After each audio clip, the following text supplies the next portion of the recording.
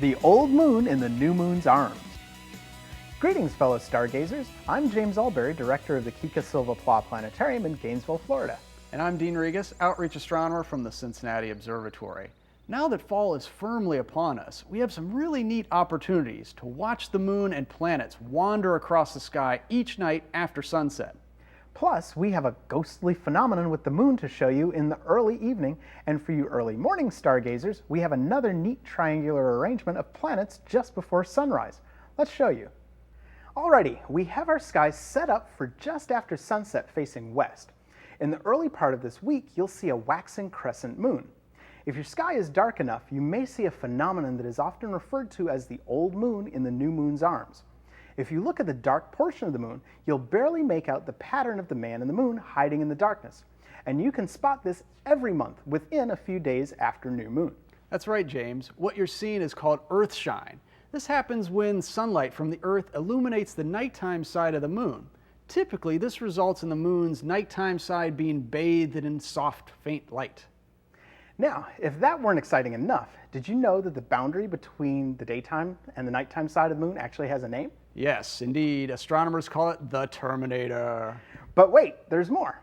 Take a look at the moon and you'll see our sister planet, Venus. Named after the Roman goddess of beauty and love, Venus is making its grand reappearance in the evening sky.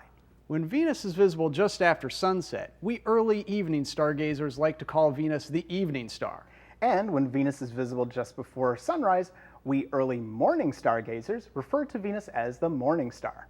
As the nights pass, you'll notice Venus will be getting higher and higher in the sky, moving through the constellation of Sagittarius, the Centaur Archer. Although Venus looks beautiful and bright in the night sky, she's hiding a dreadful reality. Indeed, Venus is bright because sunlight is reflecting off the thick layer of clouds which completely cover the planet. Years ago, scientists thought the clouds of Venus were made of water like the clouds of Earth.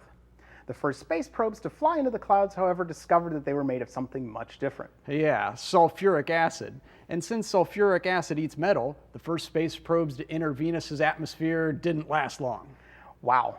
Exactly. And the atmosphere of Venus is made of carbon dioxide. There's so much of it, in fact, that it's created a runaway greenhouse effect, causing the planet to overheat. The surface temperature of Venus is a toasty 854 degrees Fahrenheit. That's over 300 degrees hotter than the oven in your house. And it's like that all day long. Now, if you swing around to the east, just after sunset, you'll see another planet rising on the opposite horizon from Venus, 88,000-mile-wide Jupiter. As we go further into the month of December, you'll notice Jupiter rising earlier, and Venus is setting later and later. And on the night of March 12, 2012, they will appear right next to each other in what we call a conjunction. So mark your calendars. For you early morning stargazers, James and I have a special planet and star pairing to show you. Okay, we have our skies set for about an hour before sunrise facing east during the first week of December. If you look high in the eastern sky, you can see the constellation Leo the Lion. It'll look like a backwards question mark with the bright star Regulus marking the heart of the lion. Just below Regulus and a little to the left, you'll see the red planet, Mars. And if you look further down and to the left, close to the eastern horizon, you'll see Arcturus, the brightest star, and Boötes, the herdsman. To the right of Arcturus, you'll spot two bright lights very close to each other. The one on the right is the star Spica, and the one on the left is our old friend, the planet Saturn. Saturn and Spica are going to be pretty close to each other throughout the month of December, so it'll be a good opportunity for you to find Saturn easily. Saturn will be the dimmer one that isn't twinkling. Well, my friends, out under the stars with you, and remember, whatever you do, keep looking up.